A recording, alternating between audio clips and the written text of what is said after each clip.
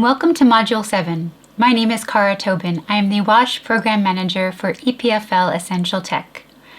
During this module, we are going to be looking at climate change adaptation and mitigation within sanitation economy systems. The learning objectives for Module 7 are first of all to explore climate change impacts on sanitation systems and major sanitation emission sources within the African context. The second objective is to identify the co-benefits that sanitation economy solutions can bring. The third objective is to describe adaptation and resilience actions within sanitation economy thinking. And finally, you will be able to evaluate how to link sanitation economies to climate financing in order to finance your sanitation project. In this video, I'm going to focus on the first objective by looking at the impacts of climate change on sanitation. Climate change can have very diverse and severe impacts on sanitation. In the readings, you will have seen that the primary climate change impacts on sanitation systems include drought, extended high temperatures, and flooding. As a result, infrastructure and services for containment, treatment, and disposal of fecal sludge are all vulnerable to impacts of climate change. Now I will go into the specific impacts of climate change on sanitation systems. So how does extended heat or drought impact sanitation? During periods of extended high temperatures, temperature shifts can decrease originally calculated wastewater treatment capacities. Essentially, treatment can no longer be effective, or worse, high temperatures can enable breeding grounds for new pathogens. Another impact from high temperatures is related to the high energy demands for wastewater treatment. Heat stress in a region can overload energy distribution systems and lead to power interruptions for wastewater treatment. In fact, if we look at scientific findings, reaction rates for treatment have been seen to taper off above 35 degrees Celsius or 95 degrees Fahrenheit. Here I am plotting the temperature versus the reaction rates. Essentially, treatment reactions are very effective from 4 to 35 degrees.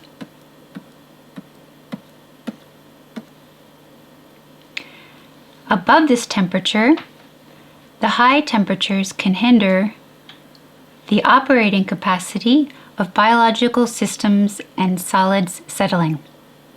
At the opposite end of the spectrum, heavy precipitation, flooding, and sea level rise lead to damage of sanitation infrastructure, including the mixing of stormwater and sewage.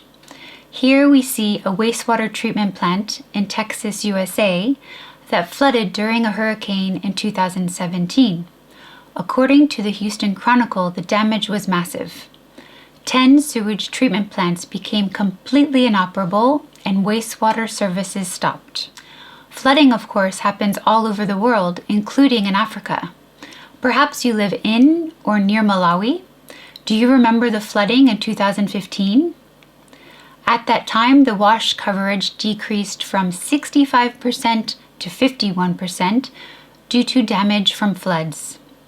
Here you can see a pump station that was inundated and which became inoperable due to the flooding event. According to the World Bank's Post-Disaster Needs Assessment Report, the flooding requires $59 million in financing to repair the facilities. Flooding also results in frequent filling of pit latrines when it rains heavily, particularly when the region has a high water table. As you probably know, pit latrines are very common in Africa. According to the Journal of Disaster Risk Studies publication provided in your pre-reading, the mixing of sewage and floodwaters, including stagnant floodwaters, often lead to health issues such as the spread of waterborne diseases including cholera, malaria, and bilharzia. Furthermore, as you can see on the left here, storm drains can become channels for untreated wastewater to flood streets and sidewalks. This can happen during heavy rains, including during high tides. On the right, you can see that outflows can have dangerous consequences for surrounding areas when wastewater and stormwater mix. Outfalls discharging a mix of sewage and stormwater have been associated with a 13% increase in the risk of gastrointestinal illnesses in some areas. Essentially, people become ill when doing recreational activities near the outfall discharge, or sometimes, in poor countries, they can become ill when we're using this dirty water for drinking. This image depicts how septic systems can pollute in dry and wet weather. When there is dry weather, such as on the left, the risk is to have partial treatment of wastewater due to reduced dilution capacities in the upper soil. Groundwater can then carry the sewage pollution to infiltrate surface waters. As we see on the right, along these same lines, when there is excessive rain which cannot be coped for by the septic system, the groundwater table indicated here can raise and incapacitate the ability to treat. Groundwater and runoff can similarly carry the sewage pollution to the groundwater and surface waters. Globally, according to a WHO-UNICEF study in 2021, an estimated 1.7 billion people worldwide use septic tanks, many of which are located in Africa.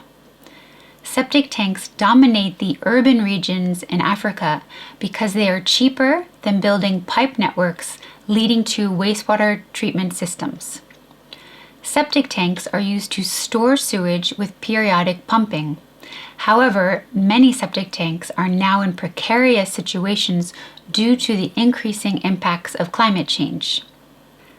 As we have seen in this video, climate change has a direct impact on sanitation.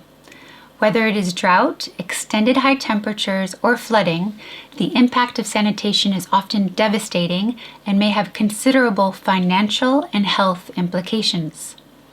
Changes in precipitation patterns and rising sea levels can contaminate water sources and increase the risk of waterborne diseases, especially in areas with poor sanitation infrastructure. Drought or extended temperatures can reduce treatment capacities or disrupt energy service. Given the increased frequency of extreme weather events, we need to find ways to adapt and mitigate the impact of climate change on sanitation economy systems. Stay tuned to see how. Thank you for watching. See you next time.